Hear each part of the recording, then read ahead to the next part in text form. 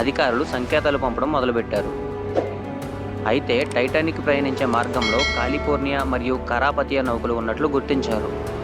April 5, 1912 ఉదయం 12:45 ప్రాంతంలో ఆకాశంలో అంతుచిక్కని కాంతిని కాలిఫోర్నియా నౌకలో ఉన్న ఉద్యోగులు గుర్తించారు. ఇవి ప్రమాదంలో పడిన టైటానిక్ ఇతర నౌకల సహాయార్థం ఇలా ఆకాశంలోకి కాంతిని పంపారు. ఆకాశంలో కాంతిని గుర్తించినట్లు అక్కడ ఉద్యోగులు కాలిఫోర్నియా షిప్ కెప్టెన్కు వివరించారు.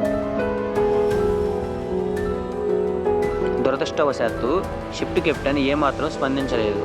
అంతేకాకుండా ఉద్యోగులకు ఎలాంటి ఆదేశాలు ఇవ్వకుండా వెళ్ళి పడుకున్నారు.